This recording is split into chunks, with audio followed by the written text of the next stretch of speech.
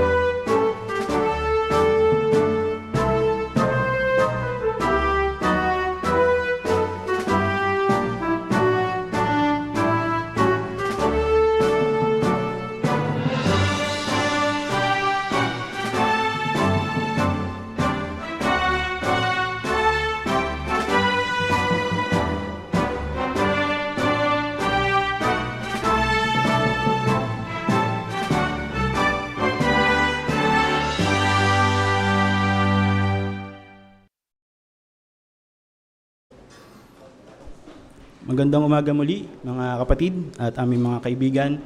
Ngayong umaga na ito ay makakapakinig tayo ng isang napapanahon at nakapagpapatibay na pahayag. Sa loob ng 30 minuto, ang paksang patibayin ang pananampalataya mo sa Diyos at sa mga pangako niya. Ulitin ko mga kapatid, patibayin ang pananampalataya mo sa Diyos at sa mga pangako niya. Ito ay ipapahayag sa atin ni Brother Raymond Magpile na mula pa sa Guadalupe Congregation, Makati City. Pakisuyo, Brother Raymond.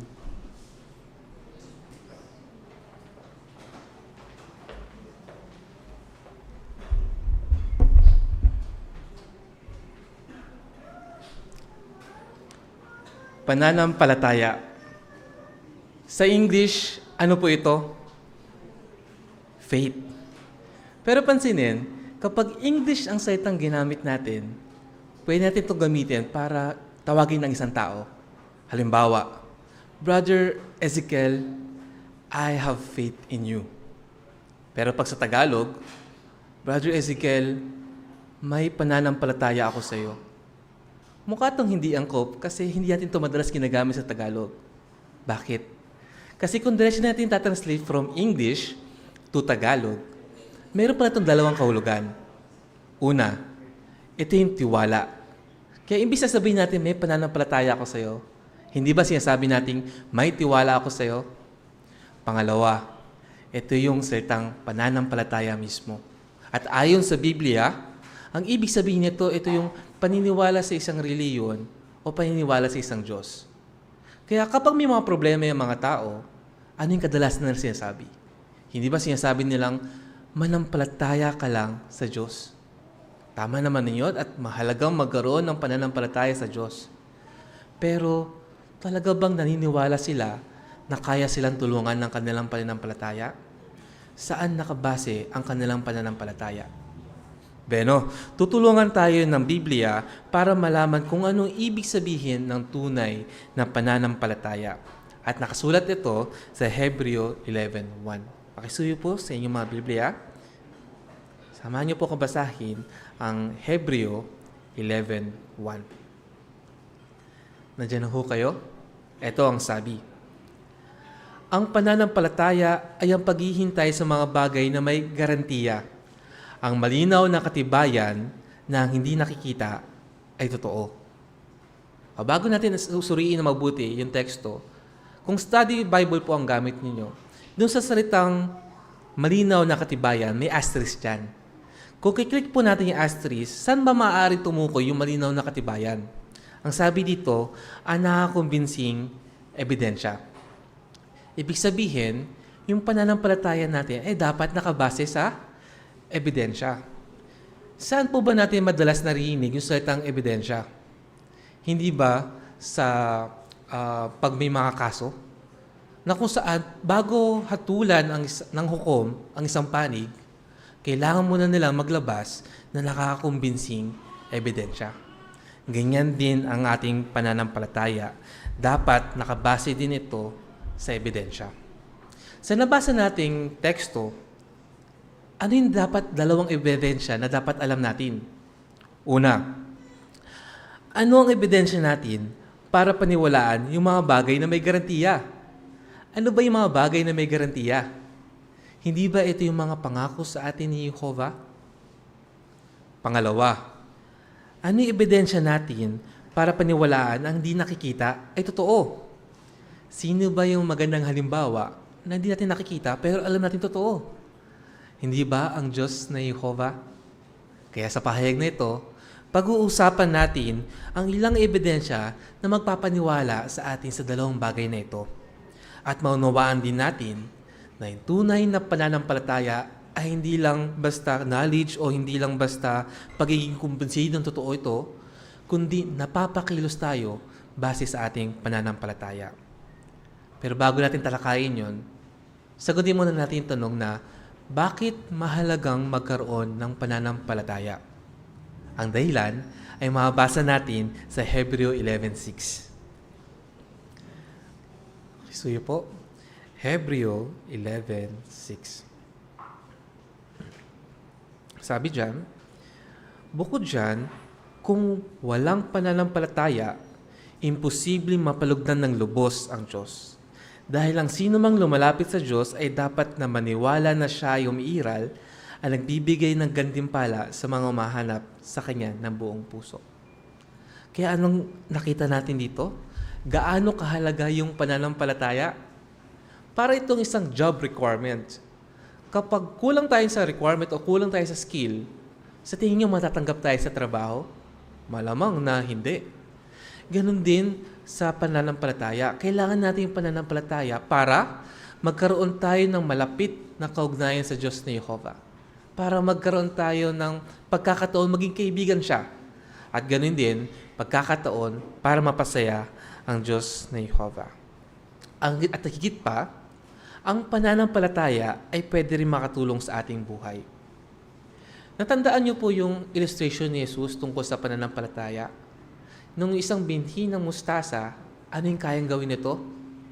Kaya nito magpagalaw ng isang bundok. Hindi naman to sa literal na sinabi ni Jesus na kaya talagang gawin nito.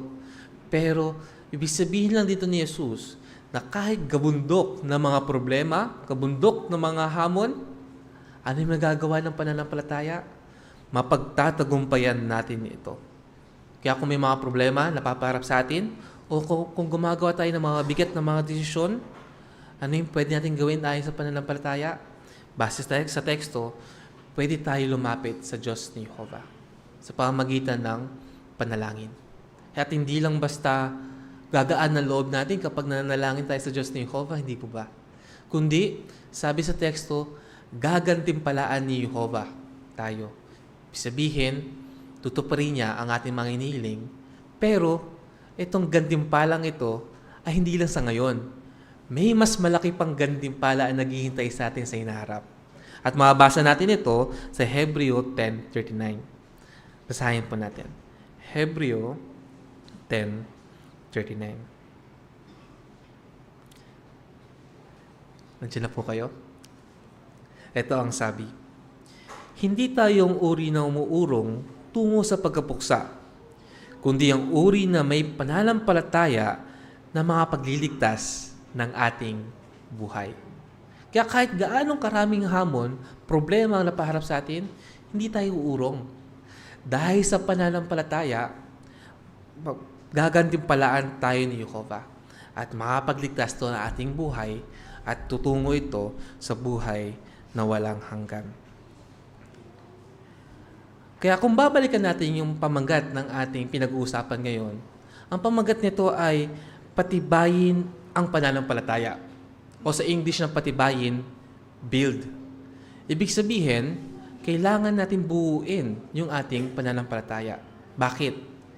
Kasi lahat tayo hindi pinanganak na may pananampalataya agad. Kaya malinaw na kailangan natin tong linangin. Parang sa pagbuo ng isang gusali. Magsisimula muna sa isang bloke, sa susunod na bloke, sa susunod na bloke, hanggang makatayo ng isang malaking gusali. Ganun din sa pananampalataya. Magsisimula muna ito sa isang bloke ng ebidensya, susunod na bloke, hanggang tumibay ang ating pananampalataya. Kaya ngayon, saan ba natin makikita ang mga ebidensya? Simulan natin ito sa una. Ebidensyang makikita sa kalikasan. Malilinang natin ang pananampalataya na totoo ang Diyos kung pagmamasdan natin ang kalikasan at mangangatwiran tayo batay sa ebidensya. Isang halimbawa ay nasa picture natin. Imagine niyo po kayo yung tao na nandyan at nakatingin kayo sa mga bituin.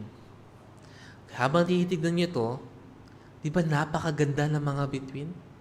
At kung aaralin pa natin ang tungkol sa mga bituin, sa pagtatansya, merong 100 billion na mga bituin. Pero pagtatansya lang, kayang gawin ng mga scientists dahil hindi nila mismo itong kayang gawin o bilangin. Pero ano pa yung kahanga-hanga sa mga bituin? Basahin naman po natin ito sa Isaiah 40:26. Isaiah 40:26. Diyan na po kayo? Ito ang sabi. Tumingin lang kayo sa langit at tignan ninyo. Sino ang lumalang sa mga ito? Siya nagbibigay ng utos sa hukbo nila at binibilang niya sila. Tinatawag niya sila sa lahat sa pangalan. Dahil napakalakas niya at kamangha-mangha ang kapangyarihan niya, walang isa man sa kanila ang nawawala. Kaya base dito sa tekstong binasa natin, ano pa yung kahanga-hanga sa mga bituin? Una, si Jehovah alam niya yung eksaktong bilang ng mga bituin na kung saan yung mga scientists estimate lang ang kayang gawin. At kahit napakarami nito, may kanya-kanya pa silang mga pangalan. Kahit napakarami nito, walang isa man sa kanila ang nawawala. Hindi ba nakakahanga ito? At kung i-zoom out pa natin yung picture, tignan natin sa susunod na picture. Ito yung ating galaxy. Familiar po ba kayo sa pangalan ng ating galaxy? Ayan, tama. Narinig ko yung sagot. Milky Way Galaxy. Pero ano yung kahanga-hanga dito? Kung makikita po natin yung parang araw po dyan, diyan nakolocate yung ating solar system. Pero ano yung kahanga-hanga rito? Kung yung solar system pala natin ay lalapit sa gitna, punong-puno pala ito ng nakakamatay ng radiation. Kaya ano yung tendency? Kapag umangat tayo sa gitna, wala mabubuhay sa atin. Kapag lalayo naman tayo sa gitna, kulang naman ito sa mga natural elements na kailangan natin. Pag lumayo din tayo, wala rin mabubuhay sa atin. At dito sa galaxy na ito, dito nakalocate yung bilyong-bilyong mga bituin at dito din nakalocate yung libon-libong mga solar system. Kaya kung i-zoom natin ito, wala na po sa picture, diyan nakalocate yung ating solar system. Ano ba meron sa ating solar system? Nandiyan yung ating sun. Nandiyan din yung mga planeta. Sigado ako alam ng mga bata yung mga planeta. Yung Mercury, Venus, Earth, Mars, Jupiter, Saturn, Uranus, Neptune. Kung tama ako. Okay. Pero ano yung kahanga-hanga sa ating solar system? Kung saan nakolocate yung ating planeta. Yung ating planeta, pangatlo siya sa mga pagkakasunod ng planeta sa malapit sa Sun. Kung lalapit pala tayo sa Sun, ano mangyayari? Iinit tayo. Ibig sabihin, wala din mabubuhay. Kung lalayo naman tayo sa Sun, magyayelo, maninigas ang ating planeta. Wala rin mabubuhay. Kaya base sa mga ebidensya nakita natin sa ating galaxy, sa ating solar system, paano tayo ngayon mangangatwiran batay dito? Basta na lang ba tayo napunta sa eksaktong lugar sa galaxy? Basta na lang ba tayo napunta sa eksaktong pagkakabilang sa ating solar system? O kaya may isang may likha na taglaglagay sa atin mismo sa eksaktong lokasyong ito? Isa pa, tignan pa natin isang halimbawa. Tignan naman natin yung halimbawa na nabubuhay ng mga bagay. Tignan natin yung susunod na picture. Familiar po kayo sa animal na ito. Ang tawag po dyan ay seagull. Alam ko po wala sa Pilipinas yan kasi nabubuhay sila sa malalamig na lugar. Kaya din nila makasurvive kahit sa yelo. Kaya kung napapansin po natin, nakatapak siya sa yelo. Pero ano yung kahanga-hanga sa mga seagull? Ito yung kanilang mga paa. Bakit? Imagine natin nakatapak sila sa yelo, pero nabubuhay sila. Kung tayo, may hawak tayo halimbawa isang yelo, ano yung tendency natin? Matagal natin to hawak, mabibitawan natin to sa sobrang lamig. Pero sila, paano sila nakakatapak dito at nakakatagal? Meron kasi silang tinatawag na heat exchanger. O para mas maintindihan natin ano yung heat exchanger, halimbawa yung ating aircon. Sa labas, mainit, pero sa loob, lumalamig. Pero ang mga seagull at mga ibang mga animals, meron silang sinatawag na counter heat exchanger. Kaya kung makikita natin sa bandang kaliwa, yung dugo nila mainit. Pag dumaloy sa kanilang mga paa, lumalamig ito, pero pag dumadaloy naman pataas, umiinit ulit. Kaya nakakayanan nila yung lamig ng panahon. At nakakasurvive sila kahit nakatapak sila sa mga yelo. Kaya ngayon, paano tayo mangangatwiran batay dito? May nakikita ba tayong aircon sa kanyang mga paa? May nakikita ba tayong machine sa kanyang mga paa? Wala naman. Kundi natural ang kanyang counter heat exchanger. Hindi ba isa itong ebidensya na may naglikhas sa kanila? Beno, iilan lang yung nabanggit natin mga halimbawa sa kalikasan. Pero kung maglalaan tayo ng panahon, mas ma-appreciate natin ito at magiging mas totoong-totoo sa atin ang Diyos na Jehovah. Pangalawang ebidensya. Ebidensyang makikita sa Biblia. Mapapatibay ang ating pananampalataya sa Diyos na Jehovah at sa kanyang mga pangako sa hinaharap kung susuriin natin ang mga hula sa Biblia. Bakit ito mahalaga na suriin natin yung mga hula sa Biblia? Ang dahilan ay mababasa natin sa Isaiah 46:9-10. Isaiah 46:9-10. Nandiyan na po kayo? Ito ang sabi. Alalahanin ninyo ang mga nangyari noong sinaunang panahon na ako ang Diyos at wala nang iba pa. Ako ang Diyos at walang ibang gaya ko. Mula sa pasimula ay sinasabi ko na ang mangyayari. At mula noong sinaunang panahon, ang mga bagay na hindi pa nagagawa.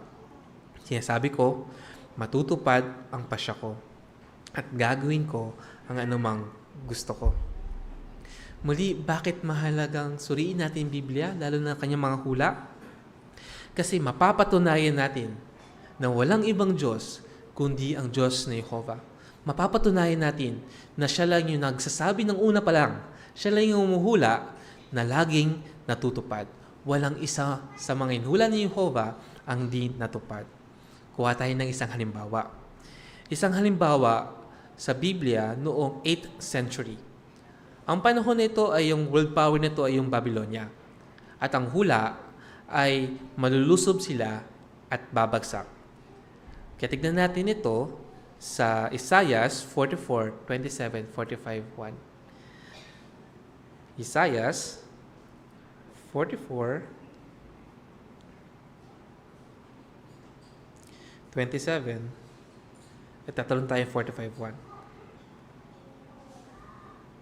Nandiyan na po kayo? Ito po yung hula. Sinasabi ko sa malalim ng katubigan, sumingaw ka at tutuyin ko ang lahat ng iyong ilog. Sinabi ko tungkol kay Siro, pastol ko siya, at lubos niya tutuparin ang lahat ng kalooban ko. Sinasabi ko tungkol sa Jerusalem, muli siyang itatayo, at tungkol sa templo, ang pundasyon mo ay gagawin. Sa 45:1, itong sinabi ni Jehovah sa kanyang pinili, kay Siro, na ang kanang kamay ay nawakan ko, para talunin ang mga bansa sa harap niya, para alisin ng lakas ang mga hari, para buksan sa harap niya ang dobleng pinto, at hindi maisara ang pintuang daan.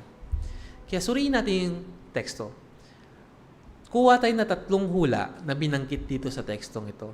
Una, ano daw po ang mangyayari sa ilog? Wala, sisingaw. Ano mangyayari sa pinto? Hindi masasara, nakabukas. Sino ang lulusob sa kanila? Si Siro. Pero pansinin, habang ito yung hulang ito, nagtataka sila kung sino si Siro. Bakit? Kasi natupad itong hulang ito 200 years pa pagkatapos masulat itong hula. Natupad ba ang hula? Oo. Tignan natin ngayon yung susunod na picture. Inatake na ngayon ng Persia ang Babylonia. At ang hari nito, ang panahon nito, ay walang iba kundi si Siro. Natupad ang unang hula. Pangalawang hula, ang Babylonia ay napapalibutan ng ilog. Isa tong magandang depensa nila. Malakas na depensa nila. Kaya anong ginawa ni Siro? Nagpahukay siya para yung tubig dumaloy sa palabas o paiba. Kaya ano nangyari? Bumaba yung ilog. Natupad ba yung pangalawang hula tungkol sa ilog? Oo. Kaya ngayon nakadaan sila at nakataas sa Babylonia. Pero ano yung papansin natin sa pinto? Nakaiwang, nakabukas. Natupad ba yung pangatlong hula? Oo. Natupad ito. Kaya nasa lakay ng Persya ang Babylonia na walang kahirap-hirap. Kaya naging world power na ito ay yung Medo-Persia.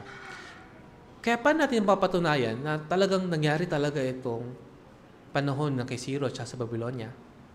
Kasi ito mismo yung nakalagay sa ating mga history book. Pinapatunayan ng history book na nangyari talaga ito. Pero, ano ba ang pagkakaiba ng history tsaka sa hula? Ang history, kinukwento niya yung nangyari sa nakaraan, natapos na. Pero yung hula, sinasabi niya, yung nangyari sa hinaharap, hindi pa nangyayari. Pero, hindi ba itong hulang ito, nakita natin ay natupad? Kaya kung paano tinutupad ni Jehovah ang kanyang mga hula, tiyak tayong tutuparin din ni Jehovah ang kanyang mga pangako sa atin. At ang isang pangako na inaasam-asam nating lahat ay nakasulat sa Apocalypse 21:4. Basahin po natin. Apocalypse 21:4. Sabi, at papahirin niya ang bawat luha sa mga mata nila, at mawawala na ang kamatayan, pati ang pagdadalamhati, at ang pagiyak, at ang kirot. Ang dating mga bagay ay lumipas na. Tingnan po natin yung picture. Malapit na ang alisin ni Jehovah, yung nagdudulot sa atin ng kalungkutan, yung nagdudulot sa atin ng pagdadalamhati. Wala na magkakasakit, wala nang mamamatay. Yung mga maedad, babata na, lalakas na, sagana na sa pagkain, wala nang malulungkot, wala nang madedepress. Kaya tiyak tayong itong pangako sa atin ni Jehovah, katulad ng kanyang mga hula, ay matutupad. Ilan lang inabanggit natin mga hula, pero kung susuriin pa natin yung Biblia, susuriin pa natin, aralin pa natin yung Biblia, aralin pa natin yung mga hula, mas lalo tayo mapapatibay nito na totoong-totoo yung pangako sa atin ng Diyos ni Jehovah. Kaya ngayon, pagkatapos natin malaman yung ilang mga ebidensya, ano naman yung kailangan nating gawin? Kailangan nating gawin ay kumilos. Gaya ng ating muscle, pag ginagamit natin patuloy natin ginagamit ang ating muscle, hindi ba lumalakas ito? Paano pag hindi natin ginamit yung ating muscle? Halimbawa, tayo po ngayon nandito ngayon. Nakaupo na tayo siguro mga 20 minutes o mahigit. Kaya niyo po ba na nakaupo sa loob ng 24 hours? Sa loob ng isang linggo? Tiyak tayo na hindi. Kasi ano yung mararamdaman natin? Mangangalay tayo. Gusto nating kumilos. Pero sa Biblia, hindi lang pagkangalay ang tinutukoy dito kapag di tayo kumilos. Tignan natin yung tinutukoy ng Santiago 2:26. Santiago 2:26.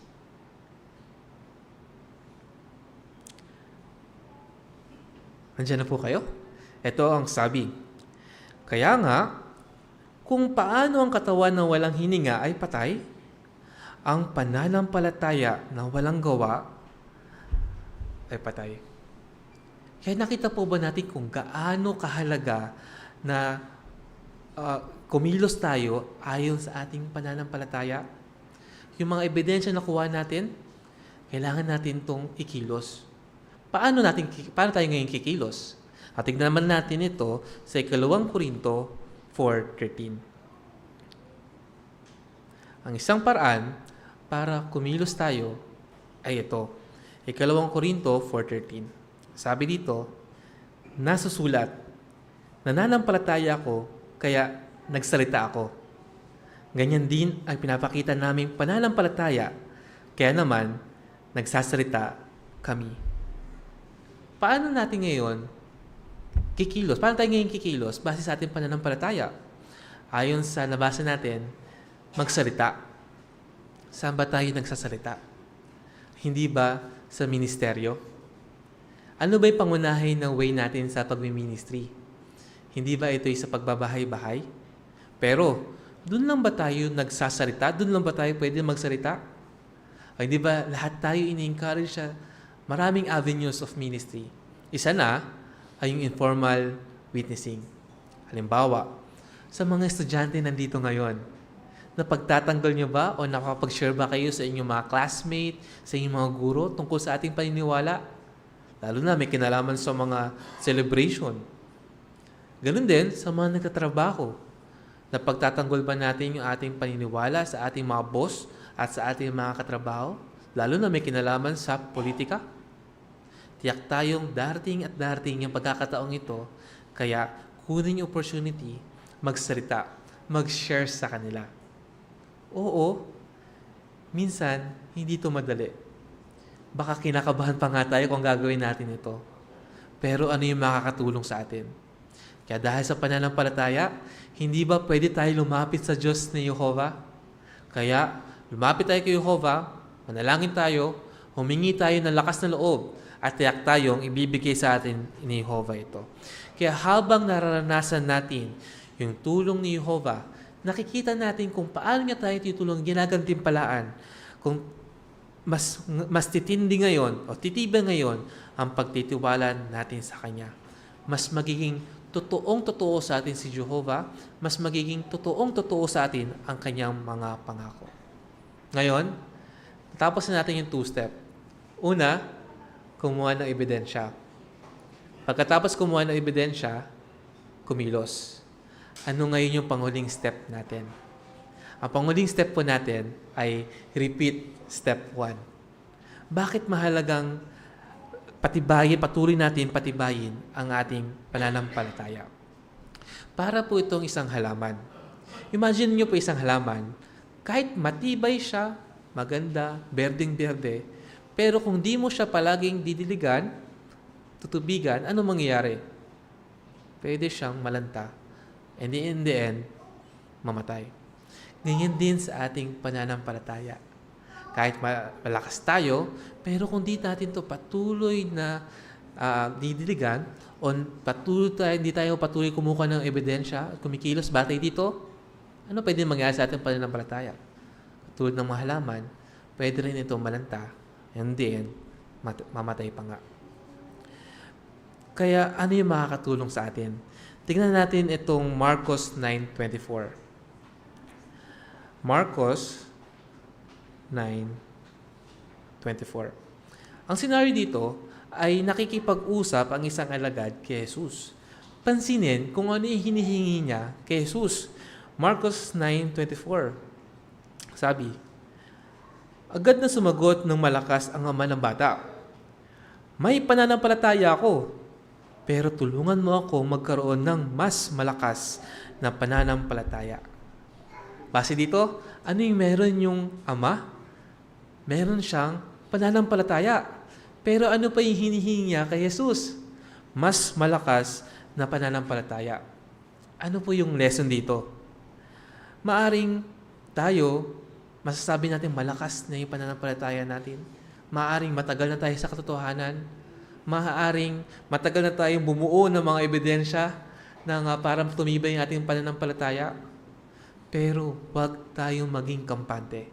Bakit?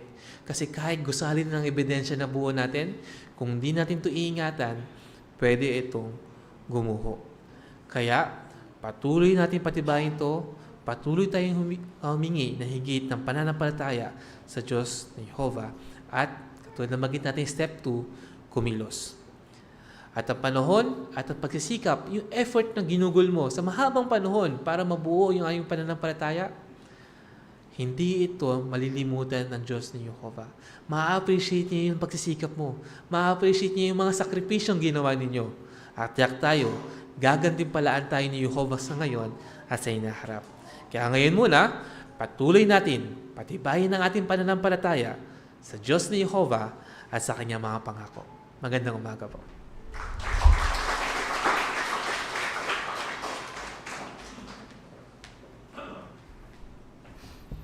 Maraming salamat sa iyong mahusay na pagpapahayag, Brother Magpili.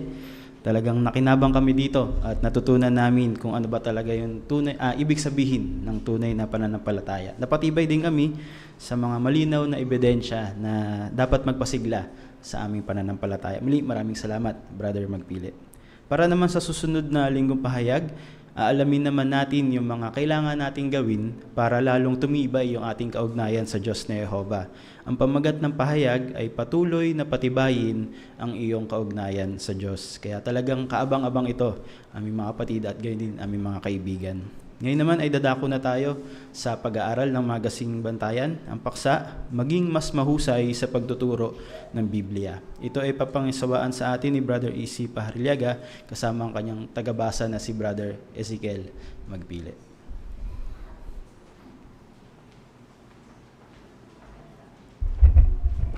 Muli isang magandang umaga sa inyong lahat at tayo magpapasimula na sa ating ikalawang pagpupulong sa umagang ito.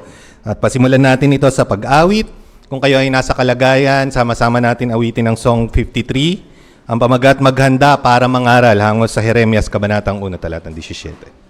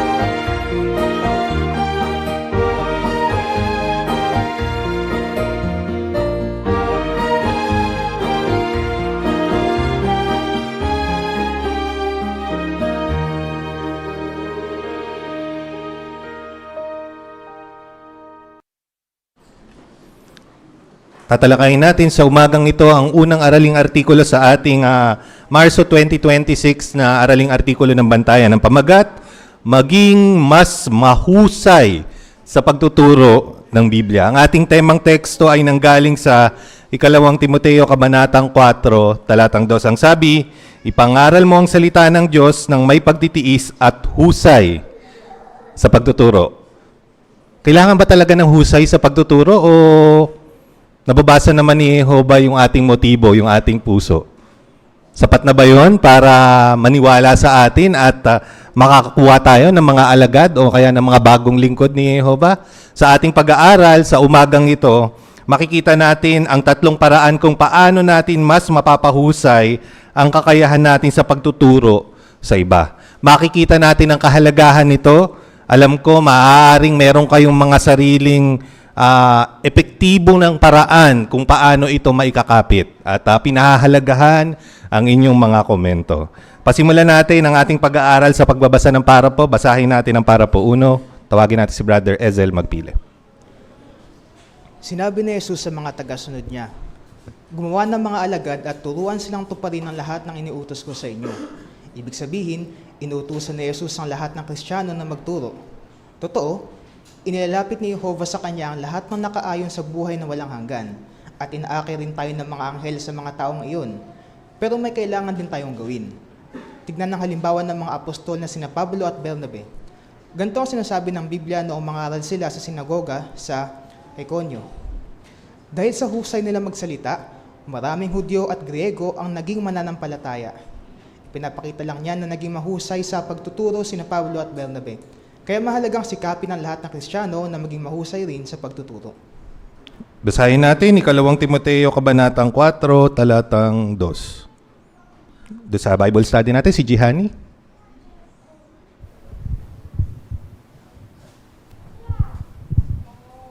Ipangaral mo ang salita ng Diyos. Gawin mo ito ng apurahan, maganda man o mahirap ang kalagayan.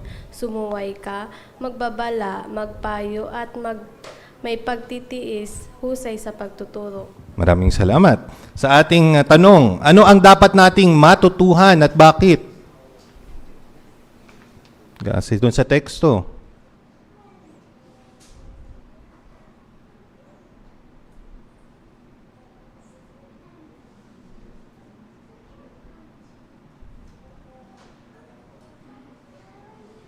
Sister Calso, Sherin. Ang lahat nga po ng mga Kristiyano ay kailangan matuto magturo at hindi lang basta magturo, kailangan tayong maging mahusay sa pagtuturo. Maraming salamat.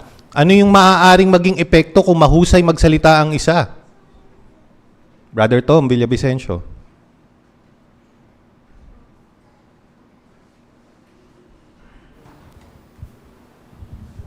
Makikita natin doon yung magandang halimbawa ni na Pablo doon sa Gawa 14:1 kasi doon dahil sa husay nilang magsalita at magturo, sabi doon sa huling bahagi, maraming Hudyo at Griego ang naging mananampalataya. Kaya kailangan din natin yung husay at pagtuturo sa iba.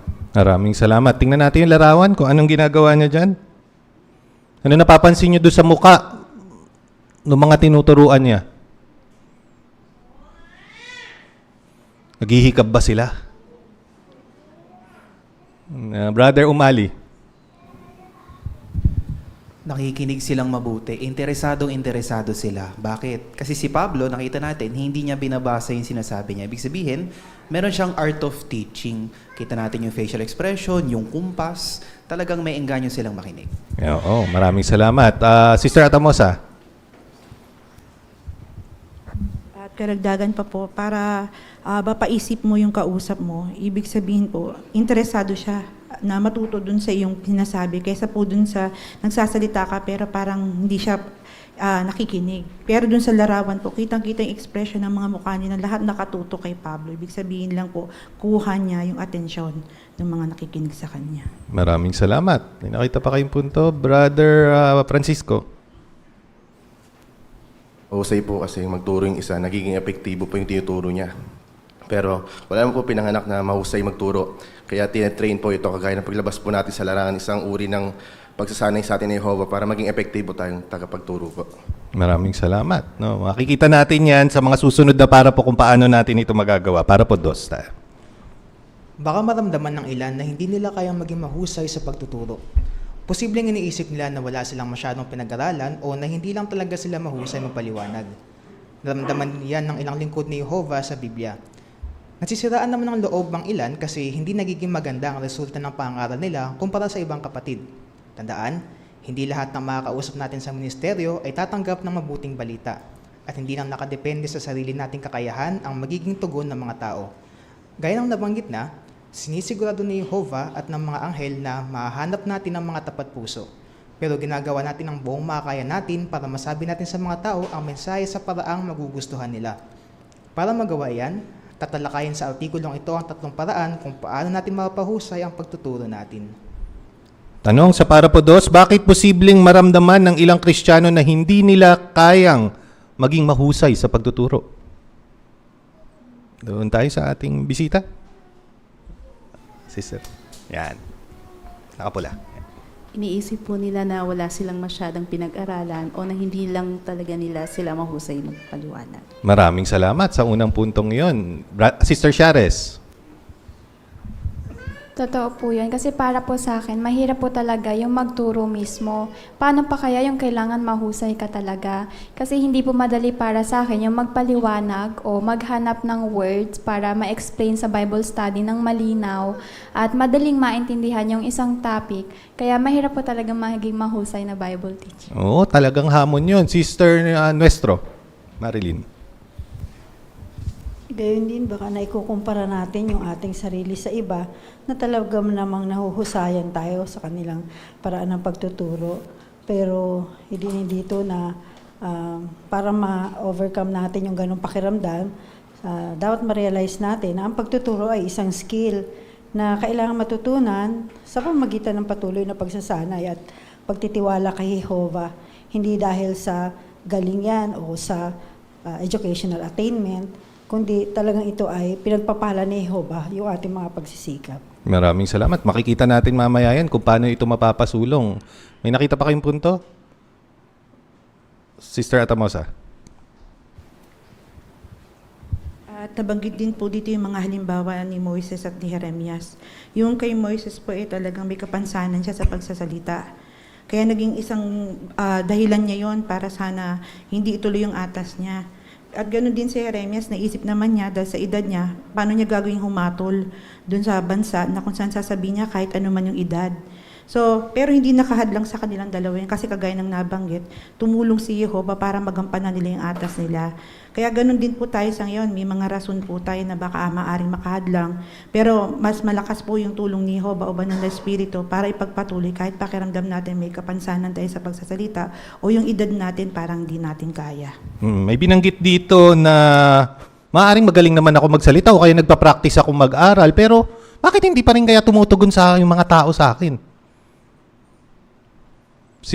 Brother Libres. Kasi hindi naman doon nakadepende yung pagtugon ng mga tao. Hanggat ginagawa natin, sinisikap nating kausapin yung mga tao, sisiguraduhin ng Diyos na Jehovah na tutulungan niya tayo at gusto niyan, mahanap talaga yung mga nakaayon sa buhay. Oo, ayan. Napaka-importante. Sister CK Quiñones. At hindi rin lahat interesado sa katotohanan. Kasi nandyan yung discouragement or yung ginagawa ni Satan, yung buong makakaya niya na huwag tumanggap ang tao ng katotohanan. Yan, naalala niyo yung mga hasik? Maaaring yung binhi sa iba't ibang parte ng lupa na ihasik. Tingnan natin yung magandang punto sa susunod. Magmalasakit sa mga tinuturuan mo para po, Tres. Sinasabi ng Biblia na alam ni Jesus kung ano ang nasa puso ng tao. Pinapakita niya na alam ni Jesus ang iniisip ng mga tao at mga motibo nila. Tumagos sa puso ng mga tao ang tinuturo niya kasi naiintindihan niya kung ano ang kailangan nila. Nakita niya na gutom sila sa spiritual at na masyado silang napapabigatan ng napakaraming tradisyon at batas ng tao. Kaya kasama yan sa mga paksang tinalakay ni Jesus sa kanyang sermon sa bundok. Nakinig ng mabuti ang mga tao sa kanya kasi tungkol sa mga pinagdadaanan nila ang mga sinabi niya. Bakit tumagos sa puso ng mga tao ang mga sinabi ni Jesus?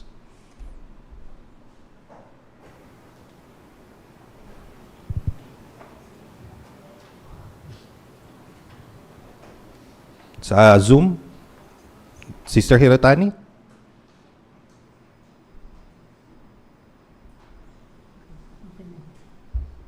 Lumagos sa puso ng mga tao ang itinuturo niya kasi naiintindihan niya kung ano ang kailangan nila. At nakita din niya, nakakulang na kulang talaga sila sa spiritual at na masyado sila nabibigatan ng napakaraming tradisyon at batas ng tao. Maraming salamat, Sister Austria. Anong katangian yung ipinakita ni Jesus doon sa pagtuturo niya na yun? Brother J. Calso. Yung pangunawa, inuunawa ni Jesus yung kalagayan noong mga makikinig sa Kanya. Kasi kung maiintindihan mo yung pinagdaraanan ng kausap mo, madali mo i-adjust yung angkop na paksa na pwede mong gawin at sabihin. Kaya ganito yung ginawa ni Jesus dun sa Sermon sa Bundok. Alam niya, kaya nakinig yung mga tao kasi naiintindihan ni Jesus kung ano yung pinagdadaanan nila. Oo, magandang katangian yun. Tingnan natin yung susunod ng para po kung paano natin matutularan si Jesus para po 4. May papakita natin sa mga taong nakakausap natin na nagmamalasakit tayo kapag sinisikap nating tindihin ng mga pinagdadaanan nila. Siguradong bawat taong nakakausap natin ay apektado ng masamang sistema ni Satanas. Kung tatandaan natin iyan, makakapagpakita tayo ng empatiya sa mga tao sa teritoryo natin. Halimbawa, may balita ba kamakailan na posibleng nakakapekto sa mga tao sa teritoryo ninyo? Nag-aalala ba ang mga magulang sa kaligtasan ng mga anak nila habang nasa paaralan? Marami ba sa lugar ninyo ang nahihirapang maghanap ng trabaho? Pag-isipan kung gaano kahirap para sa mga taong hindi nakakaalam ng pag-asang nasa Biblia na harapin ang mga problema nila sa panahong ito na mapanganib at mahirap ang kalagayan. Tanong sa para po 4, paano natin maipapakitang nagmamalasakit tayo sa mga tao? Brother Ciares, Bart? Nagmamalasakit tayo kung pinag-iisipan po natin yung sitwasyon ng may bahay, kung bakit tayo niya makipag-usap sa atin. Tulad pa na nasa larawan, isang sister ang iniisip ang problema ng isang may bahay. Baka may sakit or may family problem. Maraming salamat. So, pag tumanggi, alam mo na, no? Bago ka pumunta sa ministeryo, ano raw yung mungkahi na dapat nating gawin na? Nakahanda ko na yung yung pagkabuhay muli. Puro pagkabuhay muli ang binanatan mo. Sister Umali.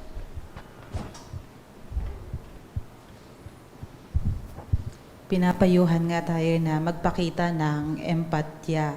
At sabi nga kapag meron tayong empatya, iniisip natin yung tao, hindi lang yung message natin. So iintindihin natin yung ano ba yung pinagdadaanan nila at merong mga halimbawa dito na pwede nating itanong bago natin sila puntahan. Maraming salamat. Brother Mata.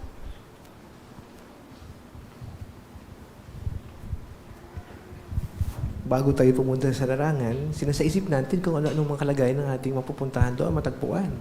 Ang kinababahala ba nila ay kawalan ng trabaho, kalusugan, at marami pang iba. Yun ang sasalang-alang muna natin bago natin may ipakita ang empatya. Kapag ginawa natin yan, sigurado may makausap tayo na interesado doon. Maraming salamat. Binanggit sa para po, bakit importante na isaisip natin na yung mga bagay na hindi alam ng ating makakausap may kinalaman sa hinaharap? Sister Quiñones. Kasi ang tao, sabi nga sa ikalawang Timoteo 3:1, nahihirapan, pakiramdam nila walang pag-asa. So kung alam natin yung bagay na may pag-asa pa talaga at hindi yun ang alam nila, yun ang masarap nilang pakinggan at magiging interesado sila. Maraming salamat. Sister Atamosa. Tandaan po natin na nung nasa lupa ang Panginoong Yesus, nung siya nagme-ministeryo, yan din po yung linyada niya. Pag may nangyayari sabi niya, hindi nila alam ang ginagawa nila. Sa katulad na parang, ganun din po tayo. Mas nauunawaan na po natin ngayon kung bakit mas naging epektibong ginawa ni Jehovah na si Jesus ang pinadala niya. Para maramdaman niya talaga yung buhay ng mga tao dito sa lupa. Kaya dahil po doon, nagkaroon talaga siya ng empatya doon sa mga tao, naramdaman niya. Sa katulad na paraan, ganun din po tayo sa ngayon kung meron po tayo. Yan. Kaya kung iisipin talaga natin yung kalagayan ng mga tao sa ngayon, maiko-connect natin sila sa pag-asa na maaari nating i-present sa kanila at that particular time, di ba? Kasi kung ang pinaproblema nila ay problema sa hirap ng buhay, tapos ikaw, ibang pabahay, halimbawa, ay hindi naman yun yung problema nila, maganda naman yung bahay nila, may sakit yung problema nila. So baka may disconnect somewhere there. May nakita pa kayong punto, Brother Calso? Tayo na ng mga lingkod ni Jehovah, no? May pag-asa tayong tinatanaw sa hinaharap. Pero kung minsan nahirapan pa rin tayong harapin ng problema, di ba? No, natural talaga yun eh. Gaano pa kaya sila na walang pag-asa? Kaya dapat talaga, pag-isipan natin talaga, magkaroon tayo ng empatya ba na alamin kung gaano kahirap para sa kanila na walang kapag-asa, no? Ang buhay sa kayo. Yung magandang punto yun, no? Brother Belmonte. Mas willing po kasing makinig yung mga tao pag pakiramdam nila may nagmamalasakit o may nakakaunawa sa kanila. Kaya kung para matularan natin si Jesus, handa rin natin i-adjust yung message na sasabihin natin kumpara doon sa pinaghandaan natin. Kasi kapag pinilit natin yung pinaghandaan natin, baka hindi lang din sila mag-interesado sa pagbalik po natin. Oo, makaraos lang tayo sa ministeryo, yun yung mangyayari. Brother Nolan Vasquez.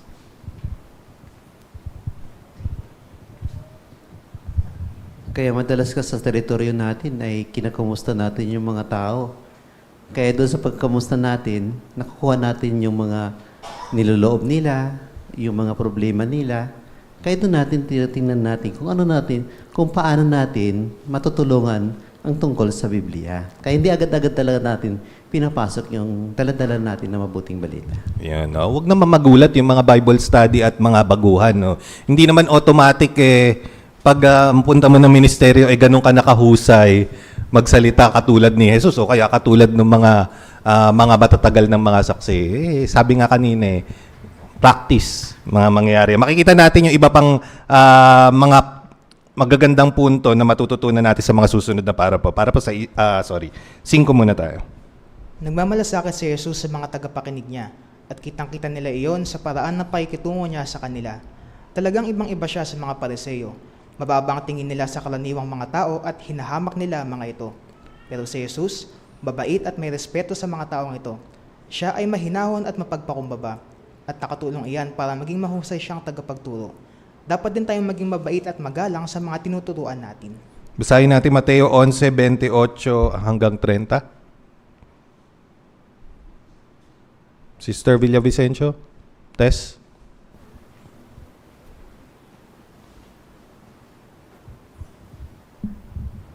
Lumapit kayo sa akin, lahat kayo na pagod at nabibigatan, at pagiginhawain ko kayo. Pasanin ninyo ang pamatok ko at matuto kayo sa akin, dahil ako ay mahinaon at mapagpakumbaba, at magiginhawaan kayo, dahil ang pamatok ko ay madaling dalhin at ang pasan ko ay magaan. Maraming pong salamat. Sa 5, bilang tagapagturo, paano naiiba si Jesus sa mga Pariseo? Sister Alicanda.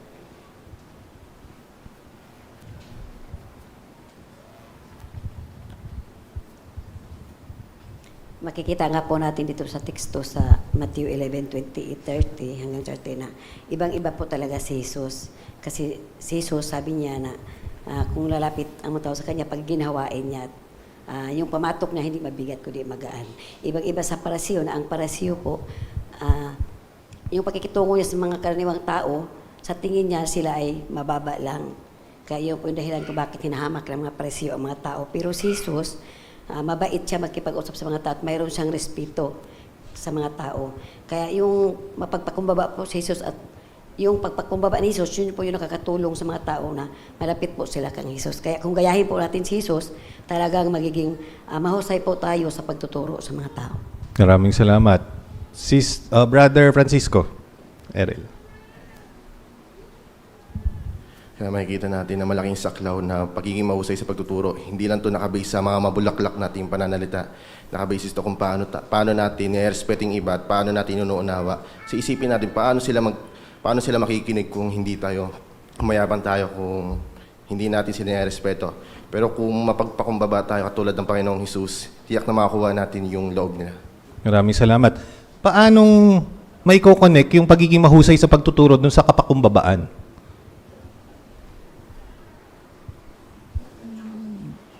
Brother Mata.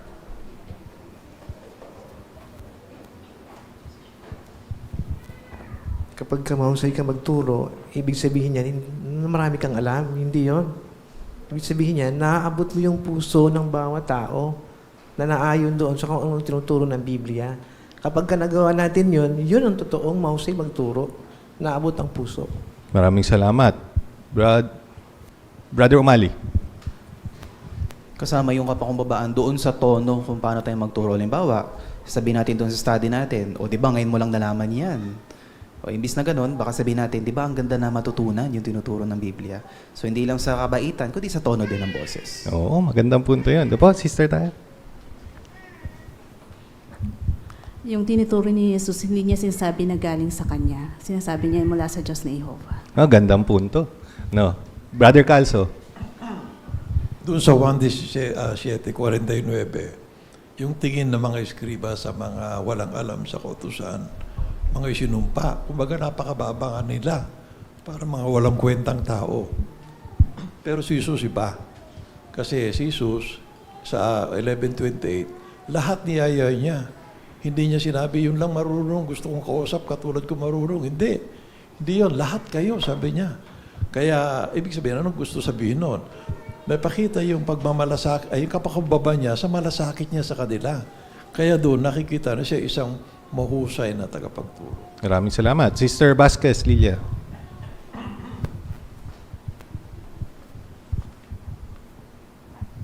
Minsan kasi, mapapakita natin yung kapakumbabaan kapag nakatanggap tayo ng mga salita. Halimbawa, may Bible study ka. Yung Bible study mo matalino, mahusay talaga, nag-aaral sa Biblia. Tapos, nagpaliwanag ka.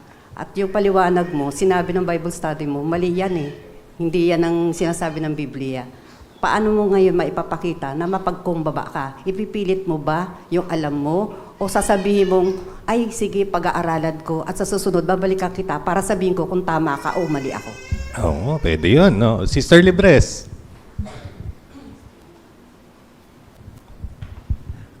Masasabi rin ng isa na mahusay magturo kung yung tinuturo niya, pinapractice niya, yung pagiging mapagpakumbaba niya, ayun, yung pinapractice niya yung tinuturo niya. Maraming salamat. Tignan pa natin yung punto sa susunod, paano tayo magiging mabait naman para po sa is. May ilan na tumatanggi o kumukontra pa nga sa mensahe natin. Anong dapat na maging reaksyon natin? Tinuruan tayo ni Jesus na huwag gumanti. Pero bukod doon, may iba pa siyang pinapagawa sa atin. Sinabi niya na gawan ng mabuti ang mga napopot sa atin, pagpalain ng mga sumusumpa sa atin, at ipanalangin pa nga ang mga umiinsulto sa atin. Magawa natin iyan kung pag-iisipan natin ng mga posibleng dahilan kung bakit ayaw nilang makinig. Totoo, may mga tao talaga na gusto tayong patigilin sa pangaral. Pero may mga tao rin na sadyang problemado lang sa pamilya o maraming iniisip at hindi naman talaga galit sa atin. Posible rin na hindi lang naging maganda ang araw nila. Ano man ang dahilan, dapat nating sundin ang payo na laging maging mabait sa ating pananalita, na tinitimpla nito ng asin para malaman natin kung paano tayo dapat sumagot sa bawat isa. Kung may empatiya tayo sa iba at sinisikap nating intindihin ang sitwasyon nila, hindi tayo basta-basta maiinis at makakatulong iyon para maging mas mahusay tayong tagapagturo. So sa is, paano natin magagawang maging mabait pa rin at magalang sa mga tumatanggi o kumukontra sa mensahe natin? O, doon tayo sa katabi ni Sister Michelle. Sa ministry nga po, hindi po natin maiiwasan yung ilan na tumatanggi o kumukontra pa nga po sa mensahe natin. Kagaya po ng itinuro ni Jesus na huwag gumanti, dapat din po nating sundin yung ipinayo ni Jesus sa Lucas chapter 6 verse 27 and 28 na gawan ng mabuti ang mga napopoot sa atin, pagpalain ang mga sumusumpa sa atin, at ipanalangin pa nga yung mga umuinsulto sa atin. Lagi po na tayong maging mabait sa ating pananalita na tinimplehan ito ng asin para po malaman natin kung paano tayo dapat sumagot sa bawat isa. Kung magpapakita din po tayo ng empatiya at sisikapin nating intindihin yung sitwasyon ng inaaralan natin, hindi po tayo basta-basta maiinis at makakatulong iyon para maging mas mahusay tayo sa pagtuturo. Marami pong salamat. Sister Maybelline, ate ko. Di kasi natin alam yung mga kalagayan nila. Maaaring kaya ganun yung reaction nila pagdating sa ministry dahil sa pakikipag-usap, maaaring may problema sa bahay, may sakit yung asawa nila, or may iba pa silang hinaharap na mga problema. Kaya maganda rin na kahit ganun yung sitwasyon, magpakita pa rin tayo ng magandang impresyon sa kanila. Kasi baka sa susunod na pagbabalik natin, makausap na po natin sila. Okay, magandang sagot. Brother Belmonte. Hindi nga laging madaling gawin yung itinuturo ni Jesus sa Lucas 6:27-28 dahil natural sa tao na masaktan, magalit o gumanti kapag kinokontra o inuunsulto tayo. Pero kapag nanatili po tayong mabait, mahinahon at pagmalasakit, nakikita po ng mga tao na iba yung epekto sa turo ng Biblia sa kanila. Dahil po dito, posible pong lumambot yung puso nila, mabawasan yung maling akala nila at maging mas bukas po sila na makinig at makipag-aral po ng Bible. Maraming salamat. Paano kung ini-insist nung kausap natin na tama yung sinasabi nila? Nagsabi pa nga siya ng maraming teksto na para patunayan yung kiniklaim niya. Anong gagawin natin? Oo na lang tayo. Kasi maging mabait daw Sister Atamosa. Kapag umuupo tayo, na-compromise na po natin. Ang gawin na lang po natin paahakbang is, yung isipin na lang po natin na baka dati rin kasi tayong study. Na pinagtsatsagaan din tayo noon, baka makulit din tayo, baka nagtatago rin tayo dun sa mga nagturo sa atin. So kapag naisip po natin yun, maiisip natin ngayon, ngayon nararanasan ko na kasi nagtuturo na rin ako. Kaya mas nagiging makonsideran po tayo sa iba. Maraming salamat. Brother Iganya. Pwede pa natin gawin yung sinabi ni Jesus na pag talagang tumatanggi yung mismong kausap natin, ipagpag natin yung ating mga paa at manatili sa atin yung mismong kapayapaan. Saka kasi first and foremost, hindi po tayo dapat magalit Kasi we are uninvited guests.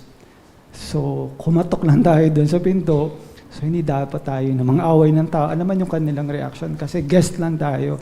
Ikalawa, yung mensahe natin, hindi naman galing sa atin. Galing kay Jehovah. So kung tumanggi yung tao, tumatanggi sila kay Jehovah. Yun. So hindi ibig sabihin, nagpaalam tayo ng maayos, talo na tayo sa usapan. O kaya wala nang silbi yung ating ministeryo. Hindi ganon. No? Kita natin na ginawa pa rin natin yung best natin para maipangaral. Isang magandang punto na makakatulong sa atin, laging gamitin ang salita ng Diyos para po siyete. Hindi sariling kaalaman ng itinuro ni Jesus sa mga tao. Gumamit siya ng mga teksto sa Biblia na makakatulong sa kanila at ipiniliwanag niya iyon sa paraan na madali nilang maiintindihan at matatandaan. Sinasabi ng Biblia na nagtuturo siya sa kanila bilang isa na may otoridad at hindi gaya ng mga eskriba. Dahil dyan, hangang-hanga mga tao sa pagtuturo niya. Ibinabatay ng mga eskriba ng panahon ni Jesus sa mga turo nila sa sinasabi ng mga iginagalang na rabi. Pero si Jesus, lagi nakabatay sa kasulatan ng mga itinuturo niya. Kung iisipin, anak ng Diyos si Jesus at nanggaling siya sa langit. Kaya pwede sana niyang gamitin ang lahat ng alam niya para pahangain ang mga nakikinig sa kanya at maiparamdam pa nga sa kanila wala silang alam. Pero hindi niya ginawa iyan. Sa halip, ginamit niya ang kasulatan para ituro sa mga tao kung ano ang gusto ng Diyos na gawin nila. Napakagandang halimbawa iyan para sa mga tagasunod ni Jesus.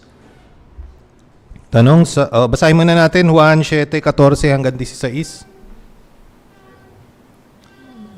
Sige, doon tayo sa Bible study sa likod.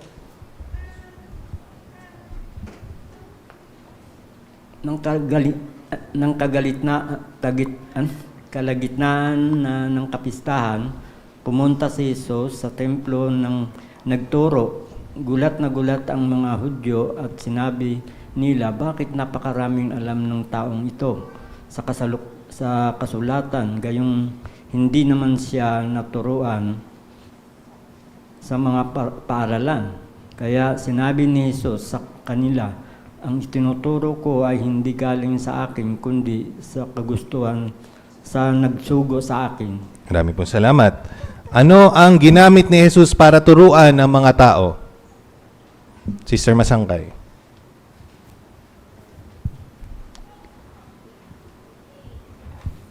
Nagustuhan ko po yung bandang huli ng teksto na ang sagot ni Jesus, ang itinuturo ko ay hindi galing sa akin, kundi yung nagsugo sa akin. Ibig sabihin na yung Biblia ay parating ginagamit ni Jesus upang ipaliwanag sa mga tao noong panahon niya. Kaya matutularan po natin ngayon na kapag nagpapaliwanag po tayo, ay kailangan po natin gamitin lagi yung Biblia para masagot kung ano man yung tanong nila, yung Biblia po yung gagamitin natin. Maraming salamat. Ano yung bagay na hindi ginawa ni Jesus na pwede niya sanang gawin? Brother Jay Calso. Alam naman natin na si Jesus ay galing sa langit, no? Tapos anak siya ni Jehovah. Pwede niyang gamitin yung pagkakataon na alam ko lahat, magaling ako. Pero hindi yun ang ginawa at pinakita ng ating Panginoong Jesus. Pero pinaramdam niya sa mga tao yung pangangailangan ng tao. Kaya madali siyang mag-adjust. Kaya saka maganda yung sinasabi dito yung halimbawa niya, ginamit niya yung kasulatan. Doon siya nag-base para magturo. Hindi yun sa gusto niyang sabihin, pero doon sa binabanggit ng Biblia. Maraming salamat. Kung naniwala kaya yung mga tao dahil pinahanga lang sila ni Jesus, tingin nyo magiging malalim yung turo sa kanilang puso o tatagos yun? Brother Mata.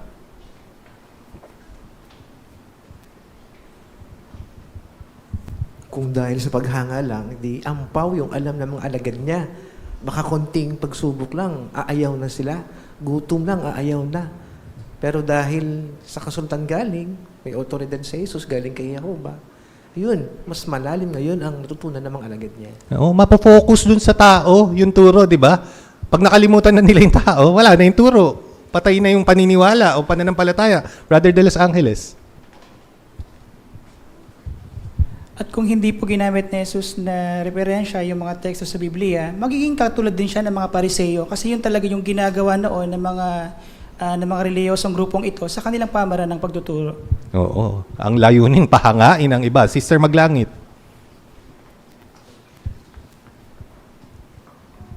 At gayon din po, yung kanyang mensahe ay tuwiran. At saka simple yung kanyang pananalita at maliwanag yung ibig niyong sabihin. Kaya namangha yung mga tao sa turo niya. Maraming salamat. Sister Maybelline Adriatico. Isa nga po sa natutunan ko sa pag-aaral ngayon, yung illustration na si Jehovah, maaring partner natin siya sa paglabas sa ministry. Hindi ba natin siya pagsasalitain? So, baka nga, ang gawin pa natin si Jehovah na yung hayaan natin na magsalita ng magsalita kasi si Jehovah po, yung tawag ito, yung salita niya ay napakatuwira, napakamahusay, dalisay. So, hayaan din natin si Jehovah magsalita. Oo, at gamit yung Biblia para magsalita si Jehovah, no? Brother Francisco. Kaya yung aral po nito sa akin, kapag nangangaral po tayo, hindi po natin kailangan magpa-impress para hindi po mag-focus yung tao sa atin. Nangangaral po tayo para maipaalam po natin yung sinasabi ni Jehovah. Maraming salamat. Tingnan natin yung isang halimbawa ng tao na katulad natin para po 8. Lagi rin ginagamit ng mga alagad ni Jesus ang salita ng Diyos kapag nagtuturo. Halimbawa, ginamit ni Apostol Pedro ang salita ng Diyos na magturo siya sa harap ng maraming tao noong araw ng Pentecostes 33 CE. Hindi mataas ang pinag-aralan ni Pedro, pero tumagos sa puso ng mga tagapakinig niya ang mga sinabi niya. Gumamit siya ng maraming teksto para ipakitang natupad kay Jesus ang mga hula sa Biblia. Ang resulta, nabautismohan ng mga masayang tumanggap sa sinabi niya. At ng araw na iyon ay mga 3,000 ang nadagdag sa kanila. Paano tinularan ni Apostol Pedro si Jesus?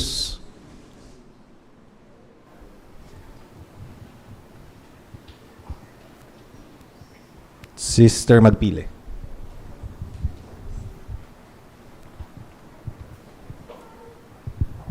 Tinularan po ni Apostol Pedro si Jesus sa pamamagitan po ng paggamit ng salita ng Diyos sa pagtuturo.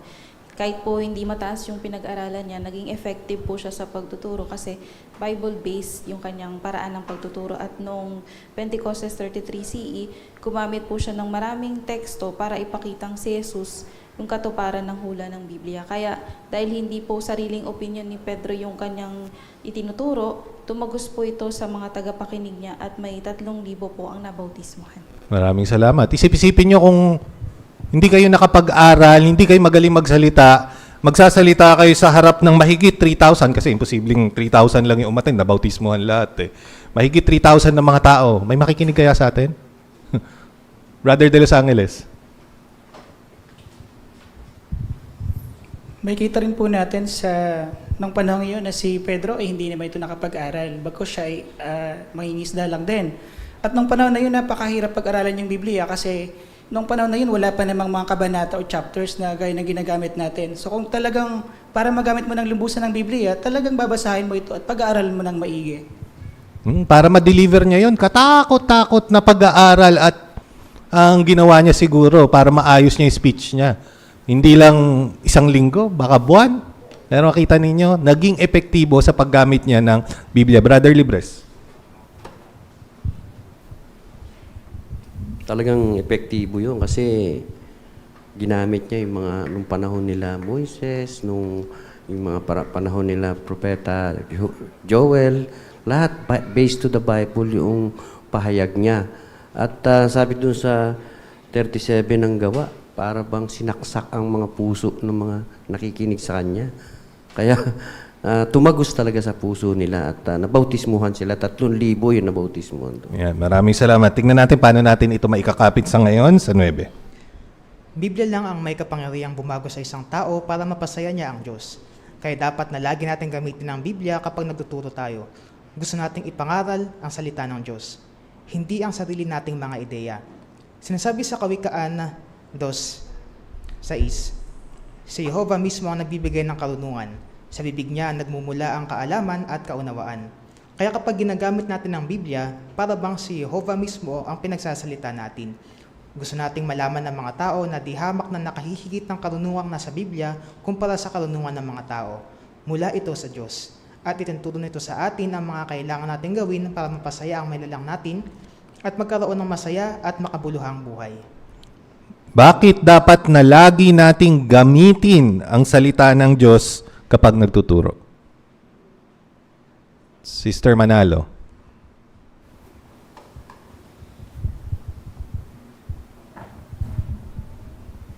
Dahil ang Biblia lang po ang may kapangyarihang bumago sa isang tao para mapasaya natin ang Diyos. Kaya na dapat nating palaging gamitin ang Biblia kapag tayo ay nagtuturo, nangangaral, at sabi nga ni Jehovah na mismo ang nagbibigay ng karunungan at sa bibig niya mismo nagmumula ang kaunawaan. Maraming salamat. Sister Calso. Bilang misahero ng ating Diyos na Jehovah, palagi tayong sumasangguni sa kanyang kautusan. Kung kumpara sa mga karunungan ng tao, nakahigit ang Diyos na Jehovah. Ang Biblia ay sabi doon sa ang Biblia ay mula sa Diyos at kapakipakinabang sa pagtuturo, pagsaway, pagtutuwid at pagdidisiplina. Para bawat lingkod niya, lubusan magkayan ng mga gawa. Marami pong salamat. Dito tayo kay Charlie.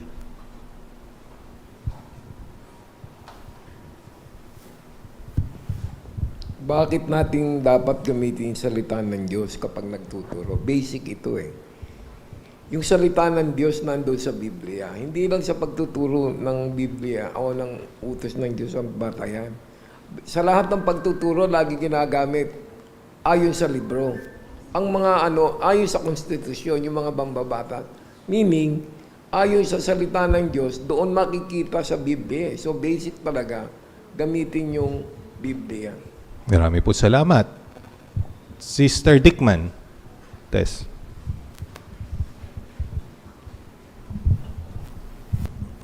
Sa Hebreo 4:12, pinapakita dito na ang salita ng Diyos ay buhay at malakas kaysa anumang espada na kayang paghiwalayin ang panlabas at panloob na pagkatao at ang kasukasuan at utak sa buto. At kaya nitong unawain ang mga kaisipan at intensyon ng puso. Kaya kung makatago sa puso ng isang study o tinuturoan natin ang salita ng Diyos, kahit gaano siya kasama, kaya nitong magbago. Kaya kailangan talagang lagi natin gamitin ang Biblia sa pagtuturo. Okay, magandang punto at maraming salamat doon sa teksto na yan. Brother Belmonte. nagiging masaya po si Jehovah kapag ginagamit po natin yung kanyang salita o ang Biblia sa pagtuturo. Dahil pinapakita po nito na nirerespeto natin ng kanyang salita at kinikilala natin na siya yung pinagmumulan ng mga karunungan. Kaya sa halip na sariling ideya, tinutularan po natin si Jesus.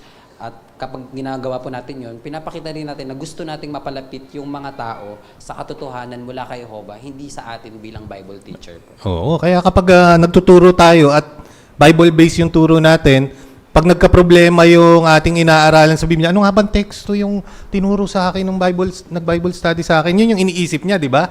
Kasi alam niya, nabasa niya sa Biblia yung pag-asa na yun. Whereas, kung itinuro mo dahil lang magaling ka magturo, ano nga ba yung sabi ni sister na gagawin ko dapat pag ganitong mga pagkakataon? Oh, di ba? Nagiging iba yung pananampalataya niya kasi ngayon may basis, may pinagmumulan kasi tinuro natin galing sa Biblia. Tingnan natin mabuti yung susunod pang punto para po, Gis. Kapag naghahanda para sa Bible study, pag-isipan kung paano mo magagamit ng mabuti ang mga teksto sa Biblia. Dapat makita ng estudyante mo ng Biblia mismo ang pinag-aaralan ninyo at napantulong lang ang mga larawan at video. Kaya basahin ng mga tekstong sa tingin mo ay makakatulong sa tinuturuan mo na maintindihan ang pangunahing punto. Pagkatapos, tulungan siyang makita ang aral sa mga iyon. Kapag gumagamit ng mga larawan at video, siguraduhin na iintindihan ng estudyante mo ang mga prinsipyo sa Biblia na itinuturo nito. Hindi mo kailangan magsalita ng magsalita o bumasa ng napakaraming teksto para magawa iyan. Kailangan mo lang bigyan ng panahon ng estudyante mo na mapag-isipan at maintindihan ng binasa ninyong teksto. Kung minsan, baka kailangan pa nga ninyong basahin ulit iyon.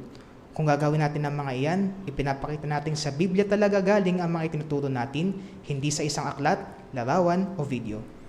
Maraming salamat. Sa Gis, paano natin magagamit ng mabuti ang Biblia kapag nagba-Bible study?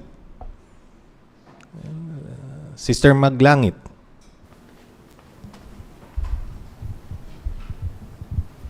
Maidadirect nga po natin yung Bible student natin sa Bible kapag malinaw nating pinapakita yung mga pangunahing pinanggagalingan ng ating turo. So instead na umasa tayo dun sa mga pictures or videos, dapat ituon natin ng pansin dun sa mga key scriptures. Basahin ito at tulungan po sila mag-isip at mag-reason dun sa kahulugan ng mga ito. At bigyan din natin sila ng sapat na oras para maunawaan nila yung bawat talata. At kung kailangan, ulitin ito at para mas clear sa kanila. Yung mga visual aids naman, nakakatulong yun bilang pang-support lang dun sa pagtuturo natin, hindi yung pinaka-center ng pag-aaral. Kaya sa ganitong paraan, magiging tunay na Bible study yung ginagawa natin at matutulungan din natin yung mga Bible students natin. Dahil ang lahat ng ito, yung tinuturo natin galing mismo kay Jehovah sa salita niya. Maraming salamat. Sa pagtalakay niyo ng masayang buhay, gaano katagal kayo nag-i-stay doon sa mga videos? Kasi madali no? Sarap pag nakita nyo na, daling magtanong no? Brother Calso. Yung videos, malaking bagay yun. No? Pero kapag ka naman hindi angkop sa kanya, lagpasan na yung video na yon. Ang tatalakay nyo na lang, di ba, sa bawat paragraph naman, ang daming teksto dun Siguro mas mabuti na yung teksto na yun bubuksan, pagkatapos tanungin mo siya, may kaugnayan sa teksto na yon, pagkatapos tanungin mo rin siya kung anong aral, anong lesson natutunan mo sa mga teksto na yan. So pagka ganun lang, simpleng-simple, Biblia, teksto, Biblia, pinag-uusapan, mas maintindihan niya yon. Kahit na hindi niya basahin yung buong paragraph na yon, yung teksto lang naman ang doon, tanungin mo na siya tungkol sa at anong lesson matutunan niya doon. Maraming salamat. Bakit importante yung paghahanda ng nagba-Bible study bago mag-Bible study para mas effective tayong makagamit ng teksto? Sister Quiñones. Kasi hindi mo sure yung Bible study mo, baka meron talaga siyang concern dun sa pag-aaralan. Kung hindi handa yung teacher, hindi magandang tagapagturo yun, hindi mahusay na tagapagturo yun. Sabi nga sa paragraph na siguraduhin na iintindihan mismo ng Bible study ang prinsipyo ng Biblia. Kasi hindi lahat na nasa Bible ay may batas, kundi nakapaloob doon yung principle kung bakit kailangan mong sundin yon.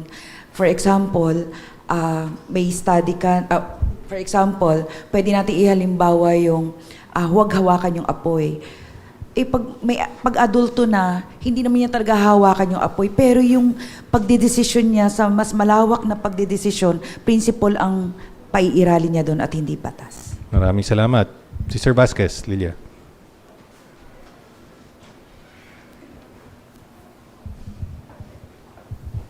Minsan kasi may mga Bible study na talagang advanced na nag-aaral.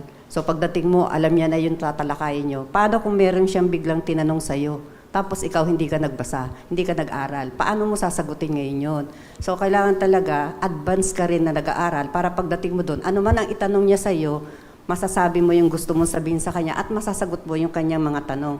Meron din tayo doon sa brochure natin na minsan may teksto, tapos may kasamang video. So minsan, ano yung gagamitin mo? Video ba o yung teksto? So mostly ang ginagamit ko, teksto. Hindi na yung video. Tapos doon na kami magtatalakay. May kinalaman sa teksto. Maraming salamat. Brother Altoveros.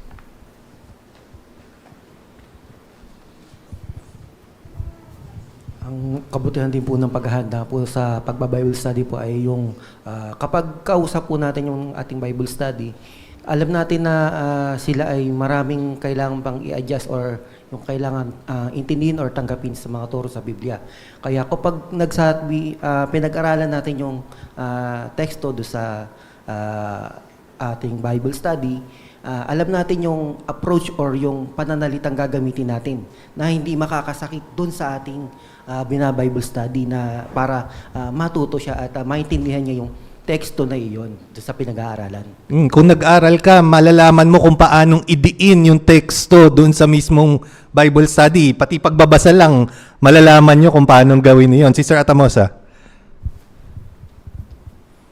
Kaya doon po tayo ngayon nagbabase doon sa pinag-aaralan din po natin, study natin. Kasi yung tinitignan po natin yung comprehension niya. Dumedepende pa po sa edad. Halimbawa, kung ang study mo ay medyo bata, kagaya kanina, magkaiba po. Sabi po kanina doon kay Pedro, nagpaulunan siya ng maraming teksto. Pero dito naman, binanggit naman, hindi naman laging ganon. Kasi baka naman po masyado naman siyang maano sa teksto, imbis na maging interesado, baka mabagot. Pero naman po na study, na may edad, na baka kailangan mong paulit-ulitin sa kanya. Halimbawa po, tatanungin mo sa kanya, ako personal na karanasan ko po dahil sa may edad na, tatanungin ko sa kanya, ngayon alam niyo na po na napakahalaga ng gamitin ng pangalan ni Jehovah. Dapat po bang matandaan kung anong teksto niya sa Biblia? Ang sagot po niya, Awit 83:18. Ayun po, natandaan niya na. Okay. Maraming salamat at natandaan niya talaga.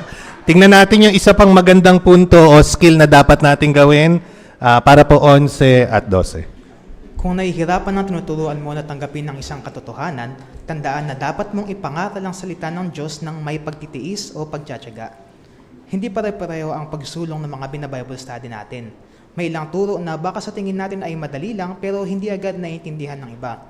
Halimbawa, nung nagturo si Pablo sa mga Hudyo sa Thessalonica, hindi nila agad iyon naintindihan. Kinailangan niyang mga tuwiran sa kanila ng maraming beses gamit ang kasulatan para maintindihan nila ang punto niya. Baka maisip natin na mas madali kung tayo na lang ang laging magpapaliwanag. Pero may papakita nating matyaga tayo kung sisikapin natin magtanong hanggang sa makuha ng tinuturuan natin ang punto. Makinig ng mabuti at alamin kung ano talaga ang nasa isip nila. Pagkatapos, basahin at pag-usapan ng mga tekstong makakatulong para maintindihan nila ang kaisipan ng Diyos sa isang bagay. Pag-isipan din ito. May mga tao na hindi pamilyar at walang kaide-ideya sa nilalaman ng Biblia. Pwede mong gamitin ang introduksyon sa salita ng Diyos na nasa bandang unahan ng bagong sanlibutang salin para makaideya sila na napakarami palang matututuhan sa Biblia. Pagkatapos, pwede mo rin ipakita na magagamit nila sa buhay nila ang nilalaman nito gamit ang 1 o 2 teksto sa tanong 15 na tungkol sa pagkakaroon ng masayang buhay. Sa maikli, kung may papakita mo sa tinuturuan mo kung gaano kahalaga ang mga itinuturo ng Biblia, magiging mas epektibo ang pagtuturo mo.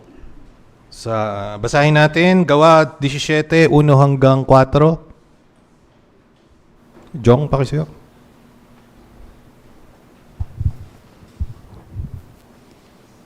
At naglakbay sila sa Amphipolis at Apollonia at pumunta sa Thessalonica, kung saan may sinagoga ng mga Hudyo. At gaya ng nakagawian ni Pablo, pumasok siya sa sinagoga. at 3 magkasunod na Sabbath siyang nangatwiran sa kanila mula sa kasulatan.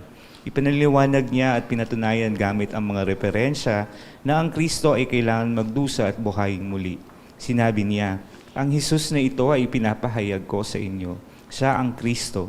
Dahil dito, ang ilan sa kanila ay naging mananampalataya at sumama kina Pablo at Silas. Gayon din ang maraming Grego na sumasamba sa Diyos at mga babaeng kilala sa lipunan. Maraming salamat. Tanong natin sa letter A, 11 at 12, paano tayo magiging matyaga sa mga tinuturuan natin? Sister Barce.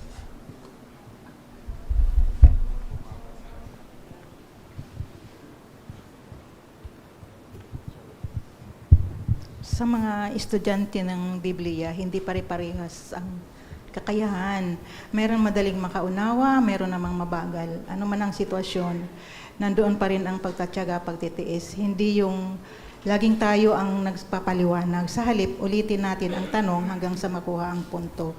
O kaya gumamit ng simpleng ilustrasyon tulad ng paraan ni Jesus sa pagtuturo. Kung magagawa natin ito, mauunawaan ang tinuturoan natin na galing talaga sa Biblia ang itinuturo. Maraming salamat. Brother Tolisora, yung ba pang punto?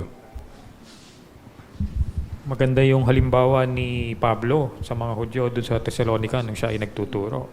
Dalawang bagay yung mga tututunan natin. Una, mapagmasid siya doon sa kanya mga tinuturuan. Tinitingnan niya, naintindihan kaya nila.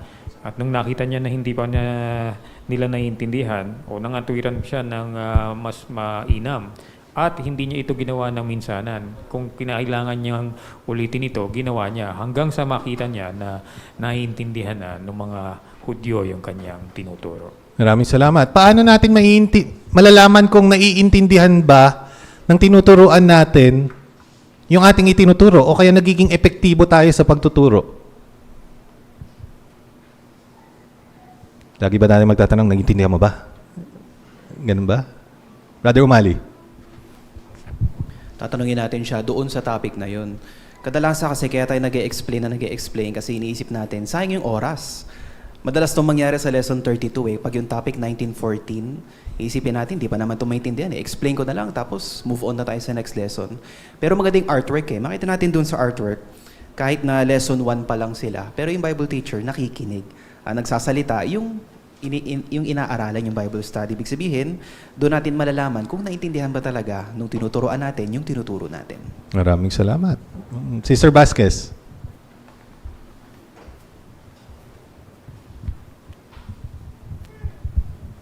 Sa akin naman po, tinatanong ko siya, anong aral yung natutuhan mo dito sa tinalakay natin? O kaya naman, magbibigay ka ng maikling ulat kung ano yung naunawaan mo doon sa tinalakay natin. So malalaman ko ngayon kung naintindihan niya o hindi yung aming tinalakay. Okay, huwag kayong magpapaquiz sa susunod na meeting kasi hindi effective 'yun. Pero kung masayang paraan ng pagpapaquiz, okay lang 'yun. Mayroong mga gumagawa nun, lalo na sa mga bata, para makita nila kung effective yung paraan nila ng pagtuturo. Letter B, ano ang hindi alam ng ilan tungkol sa Biblia at paano natin sila matutulungan?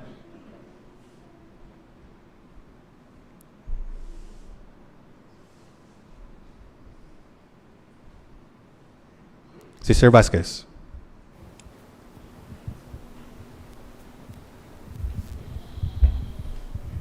Hindi naman kasi lahat ng taong nakakausap natin alam yung nilalaman ng Bible. Yung iba, di nila alam ano ba yung Bible. So, kailangan daw natin ipakita sa kanila na importante yung pag-aaral ng Biblia.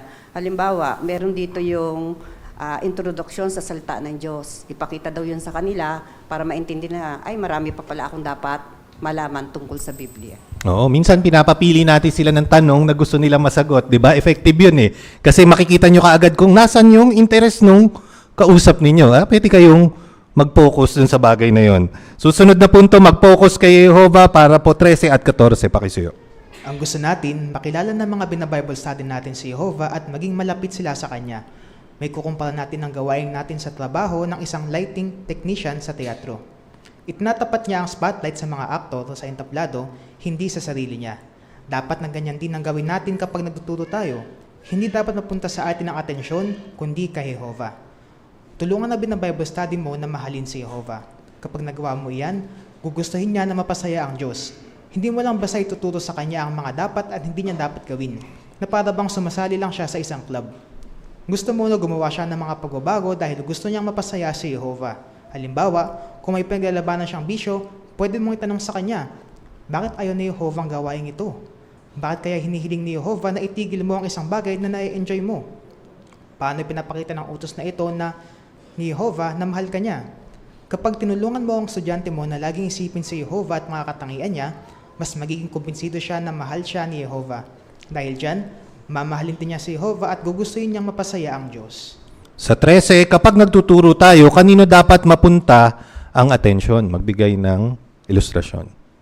Sister Relumbria, Janine.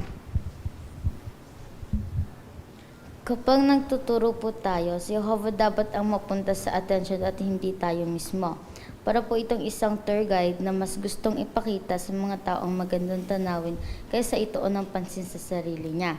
Kahit gaano kagaling ang guide, ang talagang gusto niyang ma-appreciate ng mga tao ay ang lugar na pinapakita niya. Ganyan din po kapag nagtuturo tayo. Ang goal natin ay matulungan ng mga tao na mas mapalapit at humanga kay Jehovah, hindi sa atin. Maraming salamat. 14, paano natin tutulungan ang estudyante natin na mapasaya si Jehovah?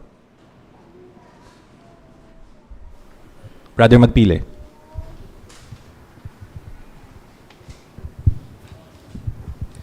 Diniin dito na tulungan natin sa Bible study natin na mahalin ang Diyos na Jehovah, hindi ikaw na nagbabautis na nag-i-study sa Kanya. Kasi kung gagawin niya yon, mas mapapasaya niya si Jehovah kung nasa puso niya na talaga si Jehovah, yung mahal niya, hindi yung nagba-Bible study sa Kanya.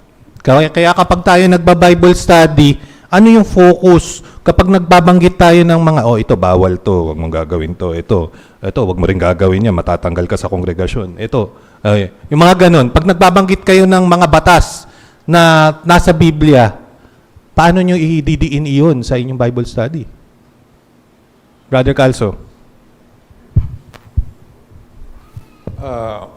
Siyempre, ang tungon kasi natin sa bawat sesyon na pag-study natin sa Kanya ay yung mapalalim nila ang pag-ibig nila kay Jehovah. Paano mo gagawin yan? Pwede mong tanungin sa Kanya, diba? Sa panahon ng pag-aaral nyo, pwede mong itanong sa Kanya, paano ka pinagpala ni Jehovah dyan sa pinag-aralan natin na yan? Paano ka natulungan sa problema mo? Si Jehovah, paano kanya natulungan sa problema mong yung ganyan?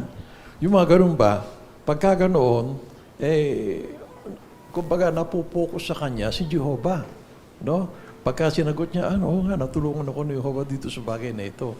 Kaya ang focus niya, hindi sa iyo, kundi kay Jehovah. No, kaya kapag naiisip niya, anong pagpapala na tanggap ko? Yung mga binigay ni Jehovah, maaalala niya, hindi yung pagpapalang binigay mo kasi nag-Bible study kayo. Magiging magkaiba yung nararamdaman niya sa pagkakataong iyon. At dahil doon, ano yung gagawin na itong Bible study natin? Sister Atamosa. Doon na po ngayon pumapasok yung salitang sakripisyo. Dahil doon sa sakripisyo, naunawa niya na hindi pala madaling maging Kristiyano. At bahagi ng pagiging Kristiyano po ay para maging posible po yun, talagang iibigin niya si Jehovah. At kung iniibig niya si Jehovah, natututo po siyang isakripisyo yung mga bagay na hindi niya maiwan agad. Ayan. At gugustuhin niya ng paglingkuran si Jehovah, hindi dahil sinabi mo yung mga batas na yun sa kanya. Huling dalawang para po, patuloy na pahusayin ang pagtuturo mo. 15 at 16. Pwede mong hilingin kay Jehovah na tulungan kang suriin ng kakayahan mong magturo at makita kung ano pa ang pwede mong pasulungin. Bukod sa panalangin, seryosohin din ang pagkasanay na ibinibigay ni Jehovah sa mga pulong. At kapag nag-Bible study, pwede kang magsama ng mga kapatid na mahusay magturo. Pagkatapos, humingi sa kanila ng payo. Pag-isipan din ng mga posibleng alam at hindi alam ng inaaralan mo sa paksang pag-uusapan ninyo. Ilagay mo ang sarili mo sa posisyon niya. Pagkatapos, tulungan siyang makita ang kahalagahan ng mga natututuhan niya. Pati na ang magagandang pangako ng Diyos, makakatulong iyan para magkaroon siya ng malapit na kaugnayan kay Jehovah at maging tunay na masaya. Isa sa pinakamasayang bagay na pwede nating maranasan ngayon ay ang turuan ng iba tungkol kay Jehovah. At sa bagong sanlibutan, mas marami pa tayong tuturuan. Kaya magmalasakit tayo sa mga tao, lagi natin gamitin ang salita ng Diyos at mag-focus kay Jehovah habang ipinapangaral natin ang mabuting balita. Kung gagawin natin iyan, magiging mas mahusay tayo sa pagtuturo. Maraming salamat, Brother Magpiles, sa pagtulong sa amin sa pagbabasa ng para po. Sa 15, ano ang pwede mong gawin para maging mas mahusay sa pagtuturo? Sister Maybelline Adriatico. Pwede nga po nating hilingin kay Jehovah, hilingin natin yung Holy Spirit para makayanan natin yung na magturo at makita natin kung ano yung pwedeng pasulungin ng Bible study natin. Pwede rin tayo magsama ng ibang mga kapatid sa mga Bible study natin para iba't iba yung mga nakakasama nila. Iba't iba rin yung mga natututunan nila, yung mga teaching skills para mas masihan sila. At ikaw din, bilang kapakumbabaan, tatanungin mo kung paano ka nagba-Bible study doon sa partner mo, no? Di ba? Naalala niyo yung iron sharpens iron? Yan. So, makakatulong yon. Sa 16, paano tayo makikinabang kung patuloy nating pahuhusayin ang kakayahan natin sa pagtuturo? Jong, pakisuyo. Makikinabang tayo kung patuloy nating paghuhusayan sa pagturo sa iba ang tungkol sa Diyos ni Jehovah. Kaya magmalasakit tayo sa mga tao, lagi nating gamitin ang salita ng Diyos at mag-focus kay Jehovah habang ipinapangaral natin ang mabuting balita. So kung gagawin natin ito, magiging mas masaya at mas mahusay tayo sa pagtuturo. Ayun, magiging mas masaya at mas joyful yung ating ministeryo. Hindi na natin tatalakayin yung mga repasong tanong. Pakisuyo, pakirepaso na lang sa inyong tahanan. Kita natin sa pag-aaral natin sa umagang ito yung kahalagahan ng pagiging mahusay. Oo, hindi lahat sa atin mahusay magturo. Pero ano yung dinidiin ito? Abutin daw natin na maging mahusay sa pagturo. Hindi ka naman bagong saksi aasahan na maging mahusay ka kaagad. It takes time, it takes practice, kapakumbabaan, at yung mga pag-aralan natin, yung mga magagandang halimbawa na nakikita natin sa Biblia, at yung magagandang halimbawa rin na nakikita natin sa mga kapatid. Oo, magiging mas maligaya, mas epektibo, at mas mapapasaya natin si Jehovah kung magiging mas mahusay tayo magturo. Sarahan natin ang ating pulong sa pag-awit. Kasama-sama nating awitin ang song number 65. Sulong na hango sa Hebreo 6:1 at pagkatapos ay hilingan natin si Brother magpili na pangunahan tayo sa pansarang panalangin.